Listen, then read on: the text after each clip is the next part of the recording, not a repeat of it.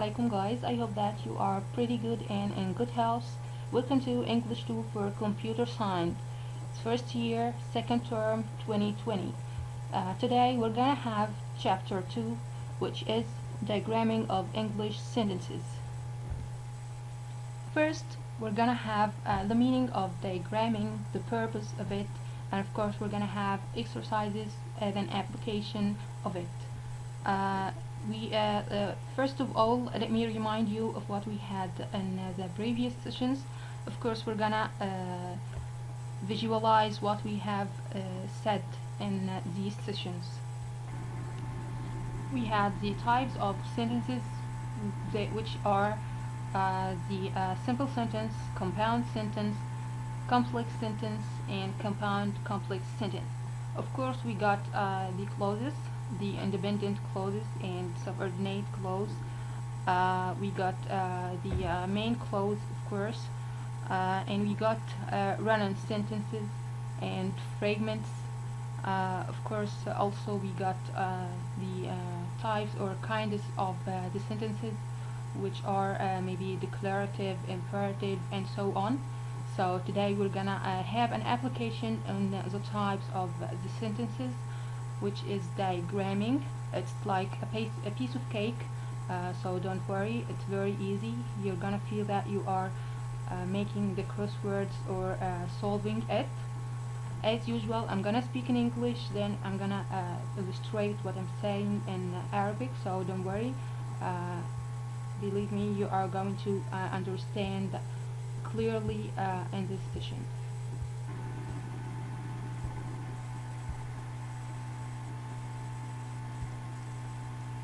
Okay, now let me first give you the table or the schedule of what we are going to talk about. We will talk about first, what does diagramming sentences mean, the purpose of diagramming sentences, the components of the sentences, how to diagram sentences with its different forms, which are simple sentences with phrases, and of course sentence with clauses. The first one is, what does diagramming sentences mean? What is diagramming? I'm going to study diagramming, so the first thing I'm going to learn is, what does diagramming sentences mean? Okay, diagramming sentences is a way to visualize how the different parts of a sentence fit together. The subject of a clause goes in one slot, the verb in another, and so on. Words that modify another word are attached to the word they modify.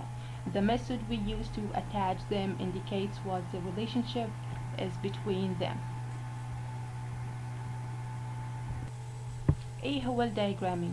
الدايجرامينج هو طريقة او وسيلة لان انا افهم الفانكشن بتاع each word. انا بفهم الفانكشن بتاع الوظيفة بتاعت كل كلمة او كل مكون من مكونات الجملة، بحطها بطريقة معينة تبقى مصورة او مخططة عشان تساعدني ان انا افهم الصلة ما بين كلمات الجملة او المعنى الاساسي اللي الجملة عايزة توصله لي. الشكل بتاعي بيبقى عبارة عن بيس لاين، والبيس لاين ده ببتدي اقسمه، بيبقى فيه حاجات فوق البيس لاين، في حاجات تحته. الفيرب بيبقى فين، السبجكت بيبقى فين، كل ده هنبتدي نعرفه في السيشن. اولا السبجكت والفيرب بيبقوا على البيس لاين، بس كل واحدة بتبقى زي في خانة لوحدها. هنشوف كل ده تطبيقيا طبعا حالا، بس ده بداية بس بنتكلم كلام يبقى زي introduction للموضوع اللي انت هتبتدي تدرس فيه.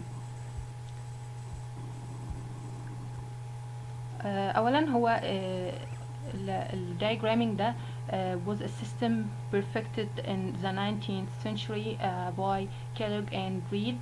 It is the same system with minor modification used in Cullen and Frank's Understanding English Grammar, the 7th edition. ده لو حد فيكم عايز يتطلع اكتر او ان هو يعرف عن الموضوع اكتر، ده other reference for you. لو حد عايز يقرأ في الموضوع ده كتير يعني او هيتخصص فيه بعد كده ان شاء الله. ممكن ان هو يبقى الكتاب ده مرجع ليه بعد كده. خلينا الأول نعرف the purpose of diagramming sentences. As we said, knowing the function of each word.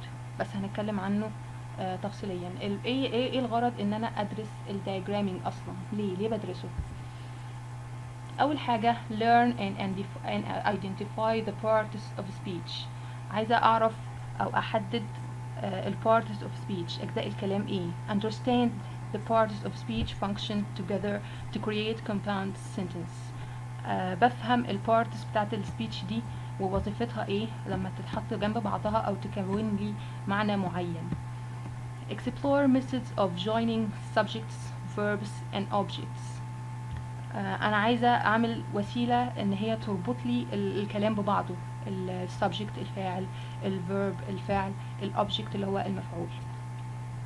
ايه تاني؟ understand complex grammatical tools used to make compound sentences including prepositional phrases, verbal nouns, modifiers and compound subjects. عايزه اعرف الجراماتيكال تولز ايه. طيب انا عايزه اعرف الكومبوننتس بتاع السنتنس ايه، واللي هي بتساعدني ان انا understand complex grammatical tools. ايه هي دي؟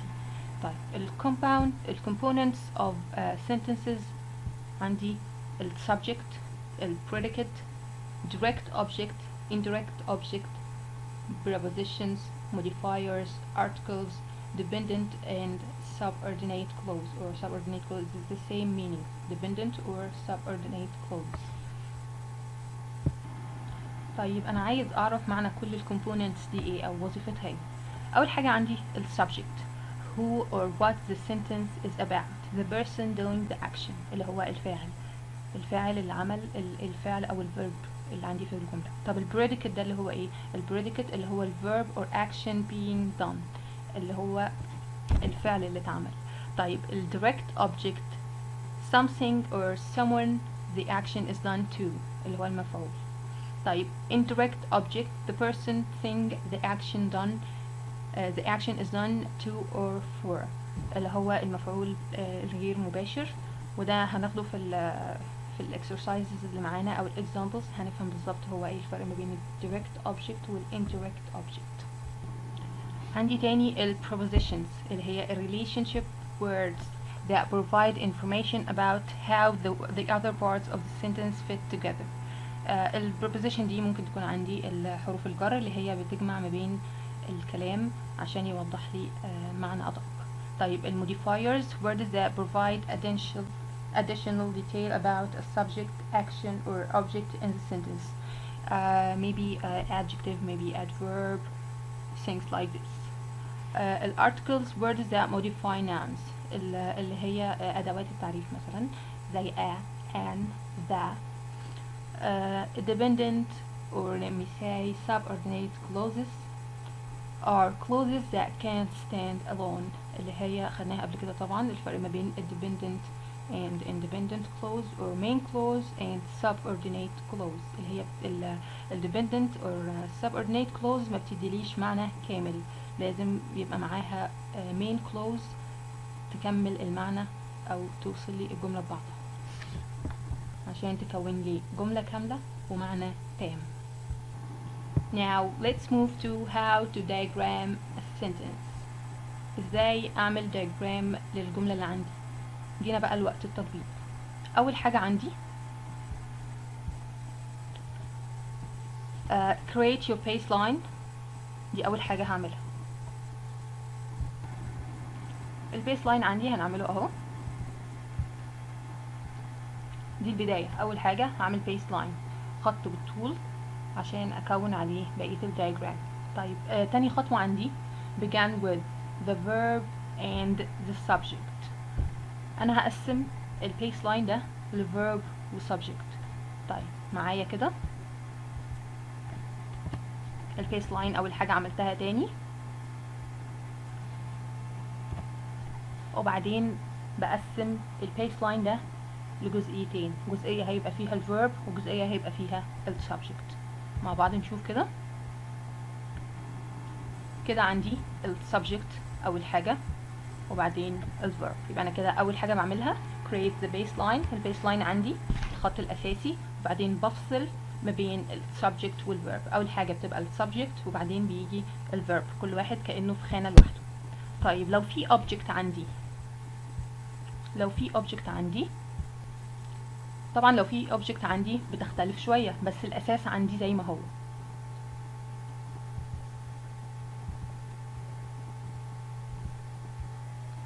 نعمل baseline. تاني حاجة هنقسم ما بين السبجكت والفيرب اولا.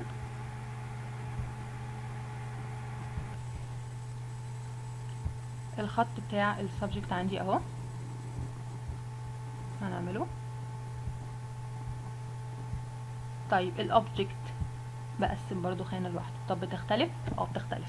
الخط بتاع السبجكت والفيرب بيوصل للنهاية، بيكمل عندي من فوق لحد تحت البيس لاين، لكن بتاع الاوبجكت بيكمل عندي لحد نهاية. اول ما بوصل للبيس لاين بقف. طيب نكون مع بعض كده الجملة عشان يبقى الشكل الاساسي معايا مرجعش اختلف فيه.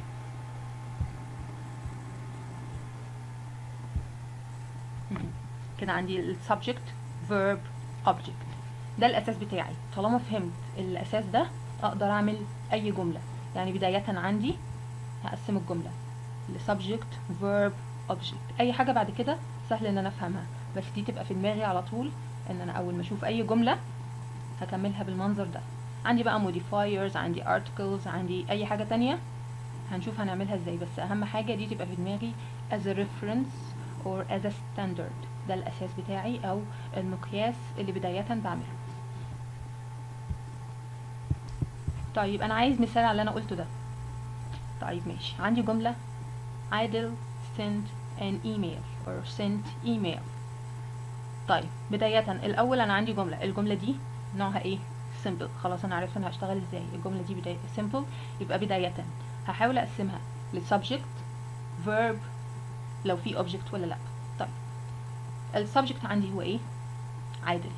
طيب في verb؟ في verb اللي هو sent. طب في object؟ الاوبجكت اللي هو الايميل. يبقى انا عندي verb subject and object. هنحاول نعملهم على الدايجرام مع بعض.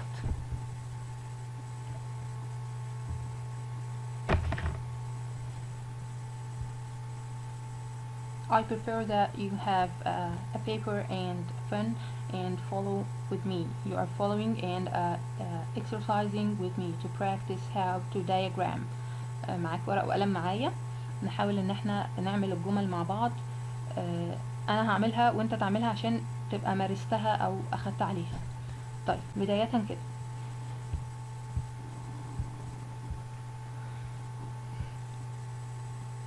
زي ما احنا متفقين، عندي اول حاجة بعملها البيس لاين. طيب اهو البيس لاين عملته.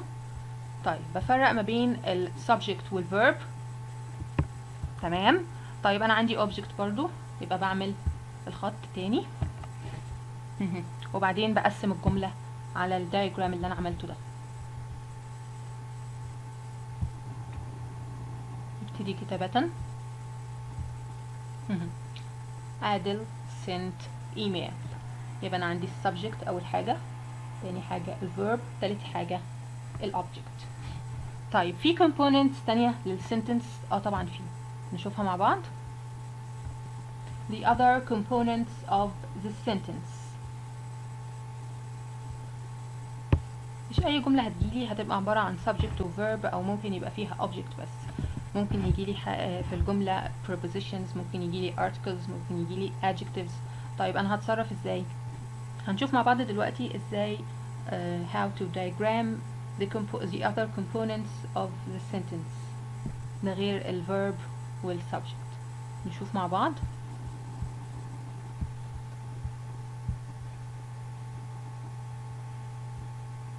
البيس لاين اساسي عندي.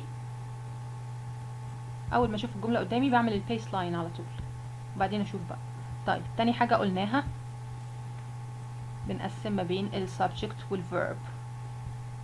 تمام كده.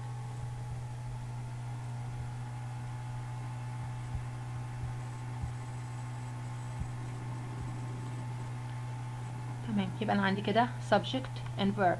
طب لو في preposition، الpreposition دي بتبقى فوق ولا تحت ولا نظامها ايه معايا؟ طيب مع بعض.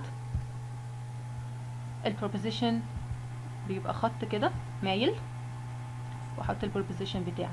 طب لو بروبوزيشن عند الفيرب برضو نفس الموضوع، بيبقى خط مايل below the baseline، تحت البيس لاين.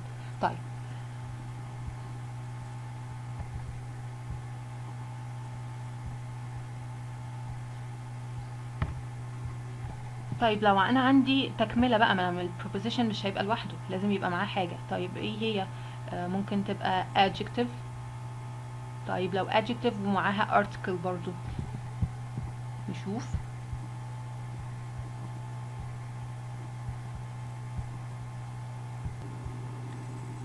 بعمل الخط ده،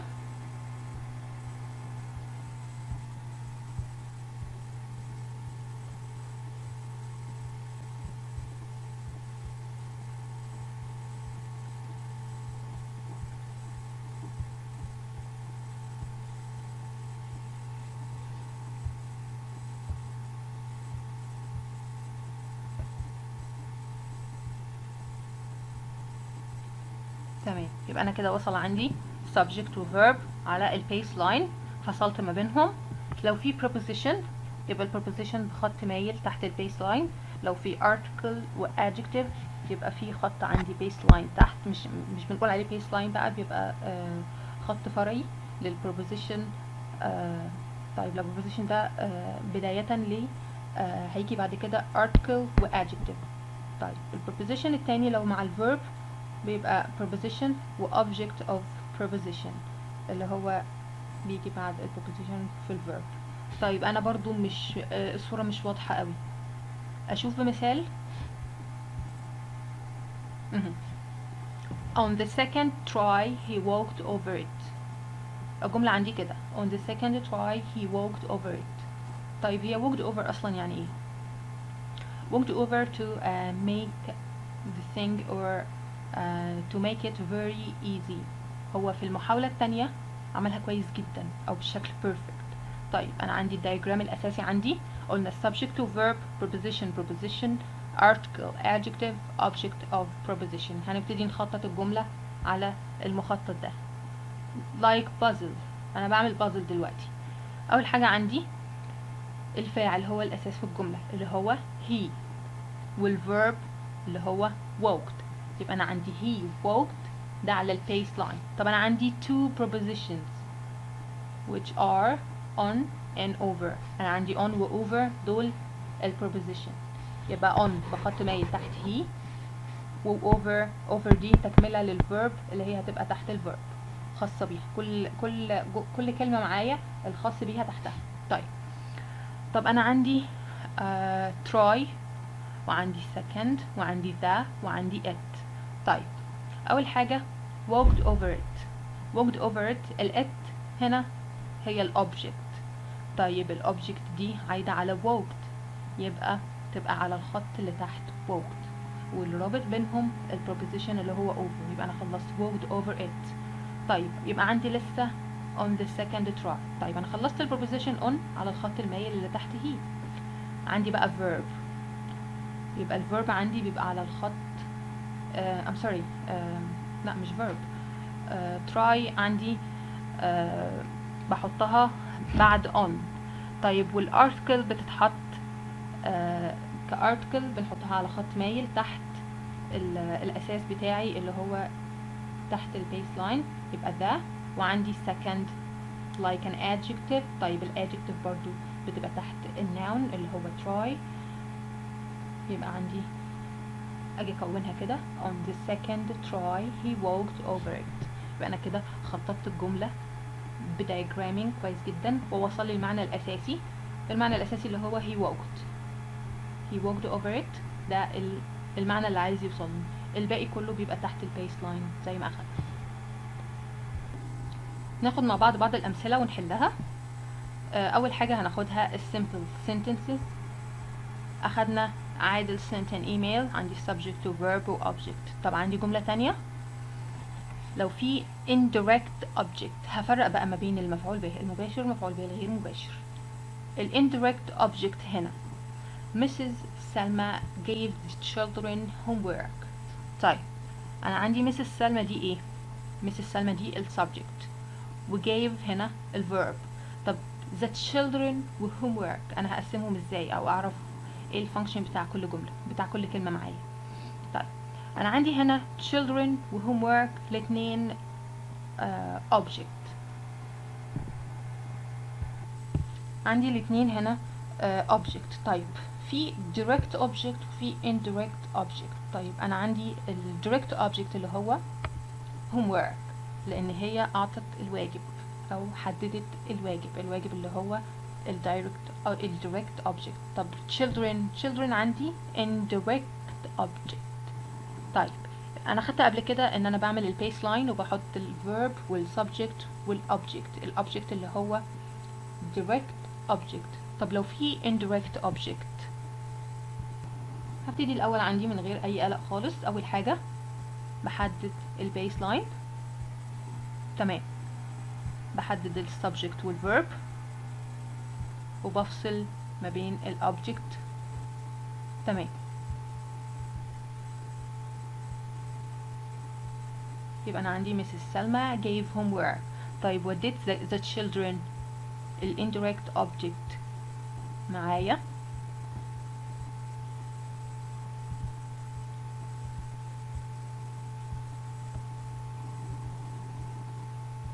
تحت البيس لاين واحط children. طيب الارتكل اخدنا ان هي بتبقى تحت النون اللي هي اللي جاي بعدها بيبقى تحتها الارتكل على خط مايل. يبقى نعمل خط مايل تحت children ونكتب the.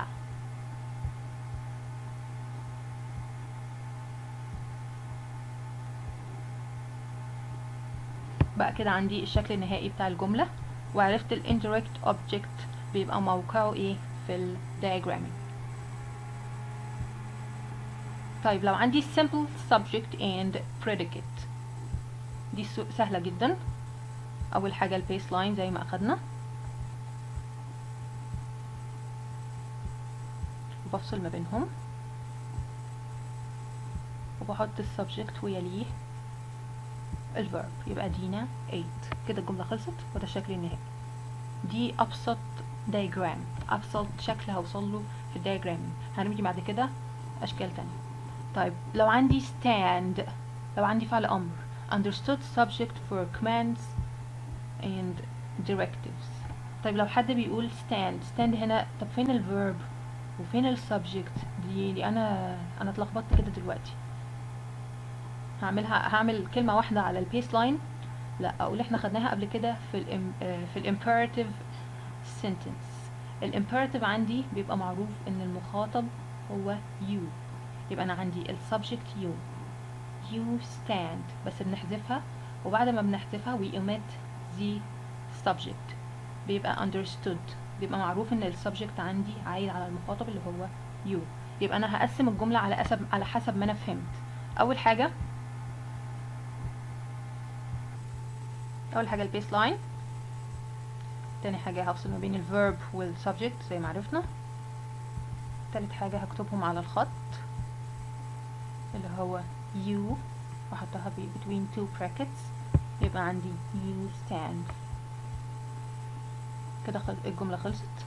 طيب لو عندي question where are you going؟ طب انا اعملها ازاي؟ طيب انا الاول هحددها السبجكت والفيرب. عندي السبجكت والفيرب بقسمهم على اساس ايه في الكويستشن؟ السبجكت عندي you.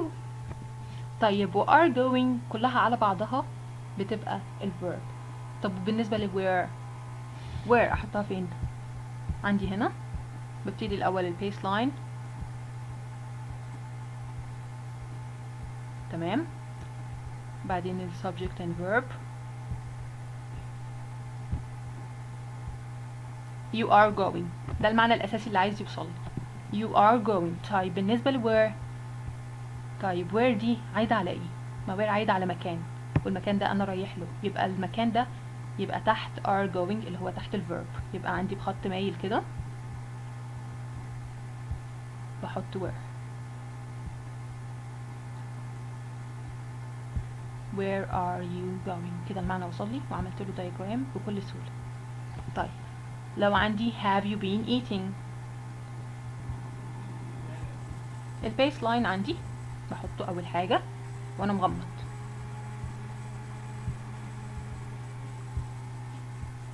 وطبعا بفصل ما بينهم، عادة سهلة جدا بالنسبة لنا، وبعدين احط الجملة. طيب انا عندي السبجكت you، طيب و have been eating كلها على بعضها، have been eating كلها الفيرب، يبقى الجملة بسيطة جدا عندي you have been eating بس وخلصت. طب شكل تاني may I answer. طيب may I answer زي ما نعرف كلنا السبجكت عندي I، طب انا عندي may و answer. may answer كلها على بعضها بتبقى verbal phrase او verb phrase، يبقى كل الverb عندي may answer والسبجكت عندي I. طيب نعملها.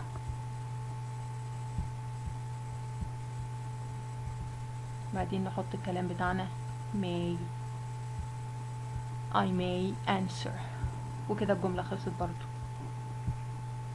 طيب بالنسبة ل what you were reading this morning، احنا مكملين برضو في ال questions.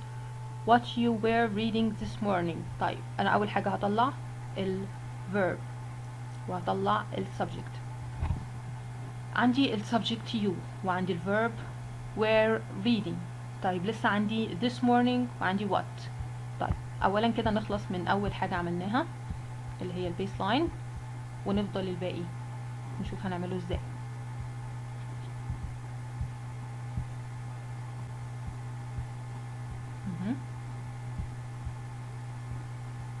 قسمت verb subject object.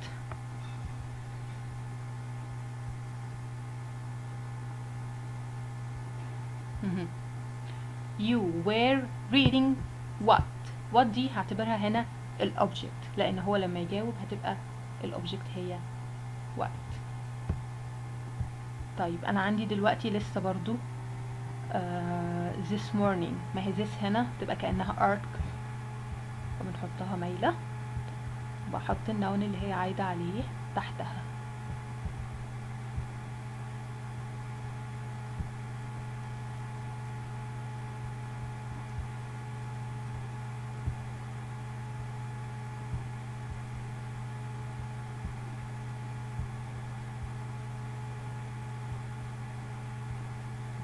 تمام، يبقى الارتكل تحت النون بخط مايل.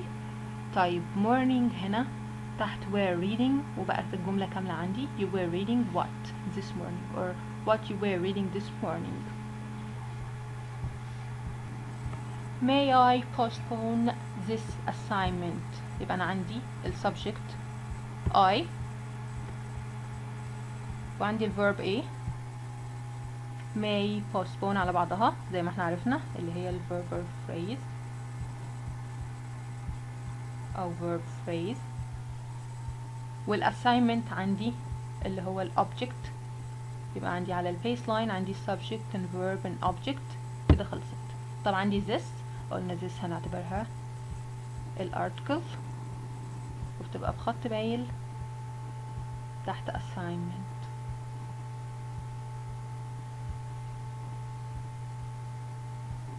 whose bike were you using. طيب اول حاجه عندي السبجكت اللي هو you، تاني حاجه عندي الverb اللي هو were using. طيب عندي object اللي هو bike. طيب whose دي عايده على bike يبقى بنحطها تحت bike. بدايه بنعمل البيس لاين،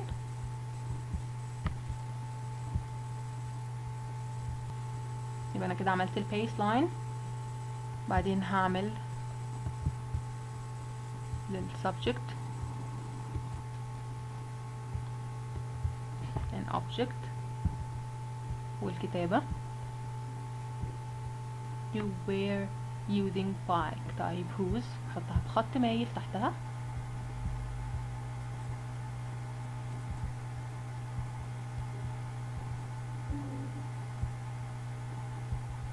whose. وكده الجملة خلصت. you were using bike وhose عايدة على bike whose نحطها تحتها.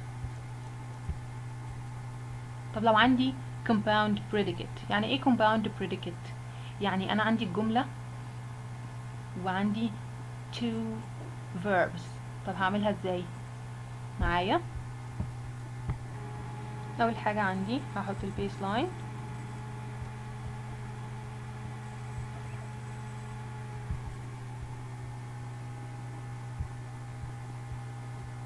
وبعدين هفصل ما بين ال subject وال verb.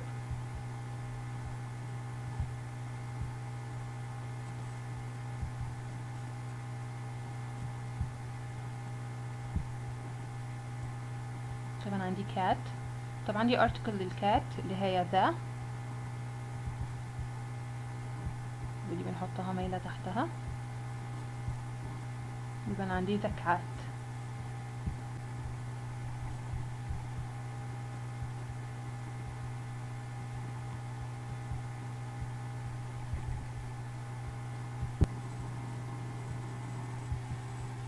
طيب انا عندي بقى two verbs، يبقى هقسم الخط بتاعي، هفرعه للتو verbs، بس الفاصل بينهم هيبقى الخط الاساسي اللي هو الخط الافقي ده، وهحط بينهم and sorry، بس الخط هيبقى متقطع. وبعدين اعمل baseline لاين زي تفرع ليه، واكتب عليه التو verbs. طيب عندي اول verb howled، تاني verb scratched، وبحط بينهم and.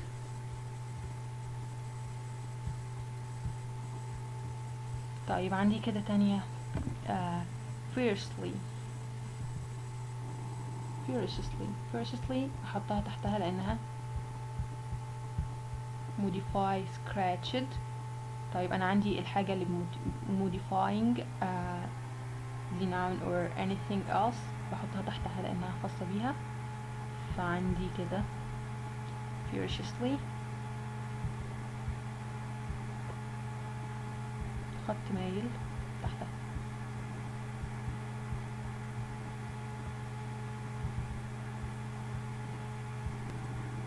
وكده الجملة كملت عندي السبجكت اللي هو cat وذا الارتكل بحطها تحتها، وعندي two verbs اللي هما howl and scratched بحطهم الاتنين بتفريع، وبعمل بينهم and بخط متقطع. طيب انا عندي furiously عندي modifying scratched فحطيتها تحتها بخط مايل. نيجي تاني بقى لو عندي compound subject and compound predicate، يعني عندي two subjects or more or two predicate or more. طيب عندي هنا ايه؟ اول حاجة هعمل البيس لاين،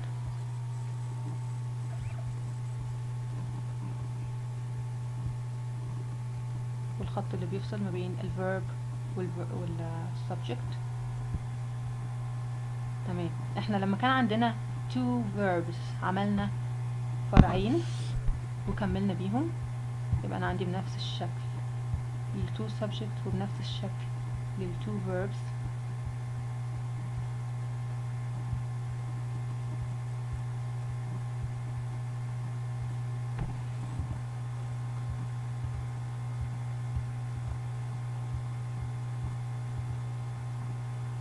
and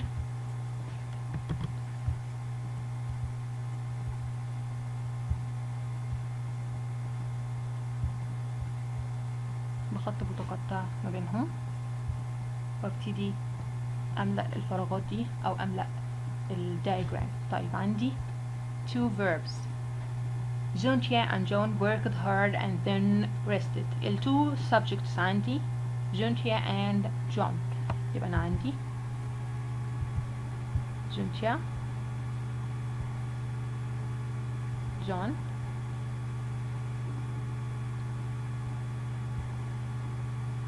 وعندي and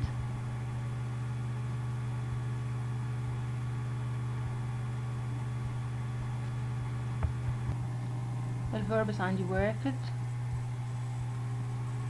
وعندي rested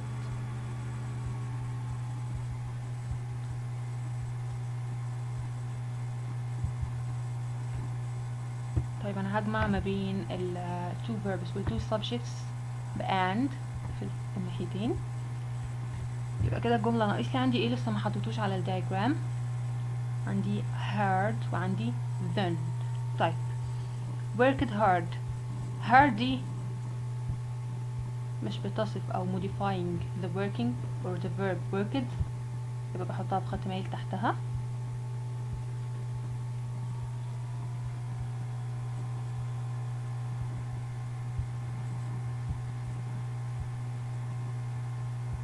وذن عندي قبل rested يبقى بخط مايل تحتها.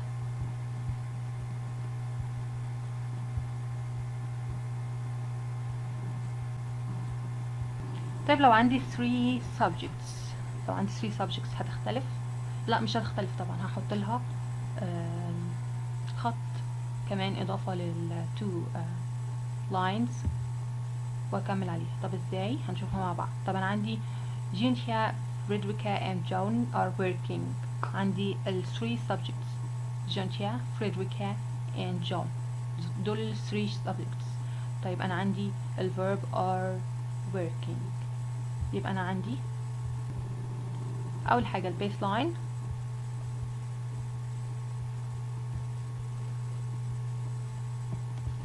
وعندي الخط اللي بيفصل ما بين ال verb وال subject.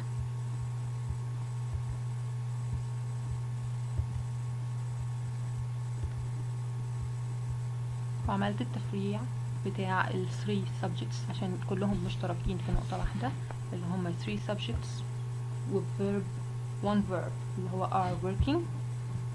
واكمل بقى، هبتدي املأ الفراغات، اكمل الجملة بتاعتي. يبقى عندي جينيا فريدريكا جون are working وبجمع ما بينهم ب and بخط متقطع برضو، وكده الجملة عندي كملت. This is for today.